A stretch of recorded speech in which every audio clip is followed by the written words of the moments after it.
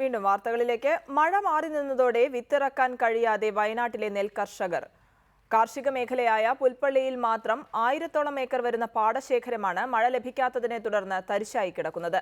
സംസ്ഥാനത്താകെ പെയ്ത മഴയിൽ ഇത്തവണ ഏറ്റവും കുറവ് മഴ രേഖപ്പെടുത്തിയത് വയനാട് ജില്ലയിലാണ്. മഴമേഘങ്ങൾ മണ്ണിലിറങ്ങാൻ മടിച്ചതോടെ വയനാട്ടിലെ നെൽകർഷകർക്കിത് ദുരിതകാലമാണ്.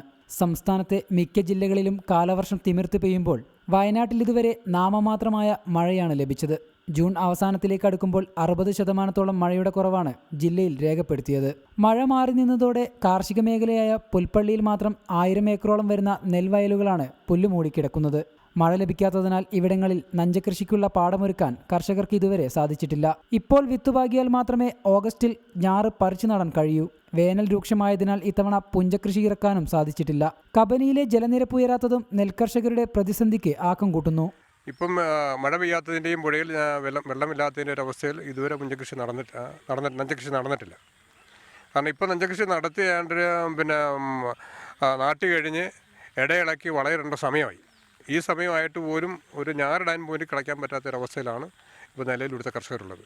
പുൽപ്പള്ളി മേഖലയിലെ ഗോത്രജനത അടക്കമുള്ളവർ ആശ്രയിക്കുന്ന നെൽകൃഷി പരമ്പരാഗത കൃഷി എന്ന നിലയ്ക്കാണ് പലരും ഇപ്പോഴും തുടരുന്നത്. നെൽകൃഷി തൊഴിലുറപ്പ് പദ്ധതിയിലേക്ക് കൂടെ വ്യാപിപ്പിക്കണമെന്ന ആവശ്യം ഇപ്പോഴും പാലിക്കപ്പെട്ടിട്ടില്ല. പാടശേഖര സമിതികൾ വഴി യന്ത്രങ്ങളും വിത്തും നൽകുമെന്ന് സർക്കാർ വാഗ്ദാനമുണ്ടായിരുന്നുവെങ്കിലും ഇതുവരെ പ്രാവർത്തികമായില്ല. ജൂണിൽ പെയ്യാൻ മടിച്ച മഴ ജൂലൈ ആദ്യവാരത്തിലെങ്കിലും പെയ്യുമെന്ന പ്രതീക്ഷയിൽ നെൽകൃഷിക്കായുള്ള വിത്തുമായി കാത്തിരിക്കുകയാണ് വയനാട്ടിലെ കർഷകർ. റിപ്പോർട്ടർ, വയനാട്.